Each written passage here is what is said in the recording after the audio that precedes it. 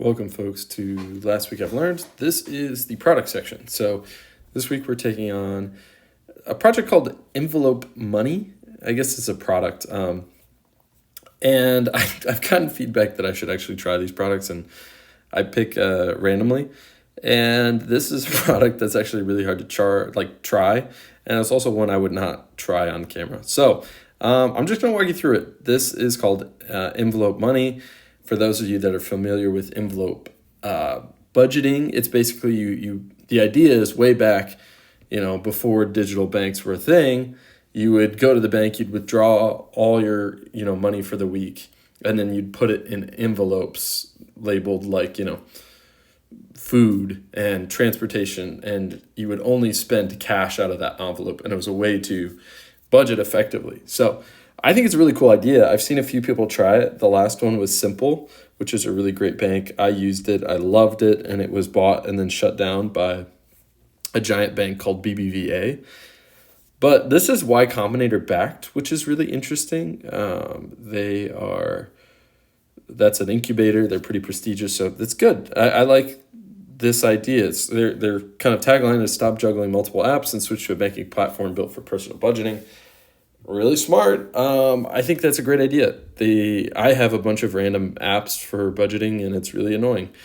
I would love something like this. I also pay for a bunch of random apps, which is really annoying. One, the UI is beautiful. I would kind of expect that from like a venture-backed company.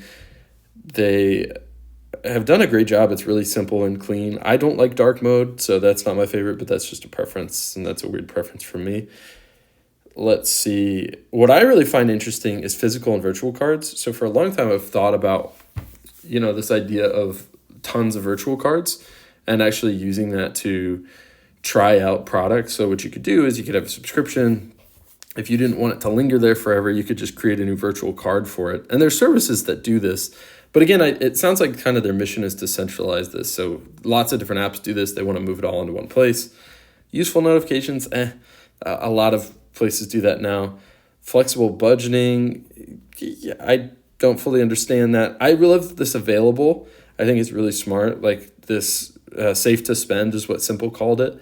This is actually really useful. Ally is allowing it, but it's really clunky. That's what I use right now. And this, I'm sure, would be really smooth.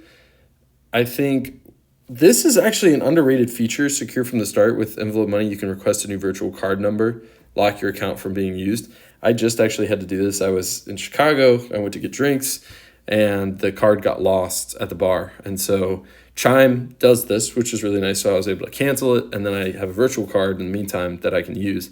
Virtual cards are on the rise. I think it's really smart and underrated. I think like creating them on command and thinking of them kind of like an API is really interesting. And I'm curious if anyone would open this up to an API. I could see Plaid doing that, which is a kind of banking and integration platform. Joint accounts, this would be super fun. This would actually be something I would use soon. I would totally consider opening this up.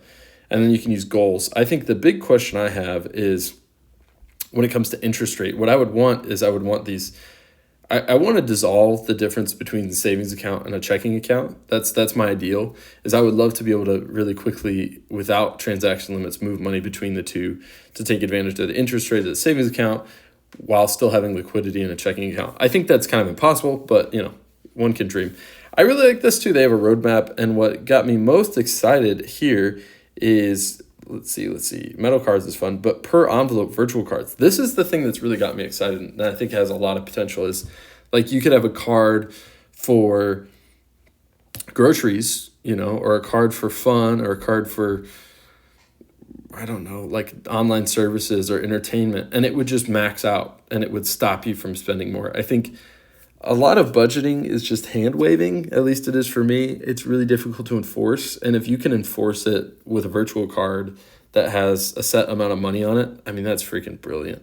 So I love to see that on the extended roadmap. I think shared envelopes are really fun. That's a really cool idea, especially when you mix that with a virtual card. Like if you have your partner, you guys share an entertainment or a shopping one, that could be really great. I am a little, this is too beta for me for banking because they don't have a web app and they don't, I guess that's the big thing. They don't have a web app. Although, to be honest, Chime one of the banks I use doesn't really have one, so maybe I'm making too big of a deal of that.